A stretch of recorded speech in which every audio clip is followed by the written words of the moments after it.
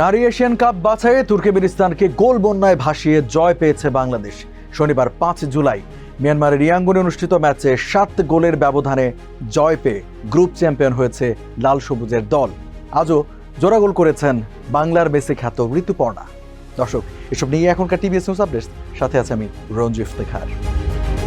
AFC Asian কাপের মূল পর্ব এক ম্যাচ হাতে রেখে নিশ্চিত করেছিল বাংলাদেশ। তুর্কমেনিস্তানের বিপক্ষে আজ নিয়ম রক্ষার ম্যাচে মাঠে নামে কোচ পিটার বাটলারের শিষ্যরা।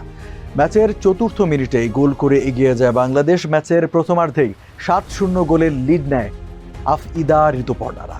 শেষ পর্যন্ত ঋতুপর্ণা চাকমা ও শামসুন্নাহার জুনিয়রের জোড়া ও মনিকা তুহুরা ও স্বপ্নার গোলে বড় ব্যবধানে জয় পায় প্রথমবারের মতো এশিয়ান কাপে খেলার যোগ্যতা অর্জন করা বাংলাদেশ।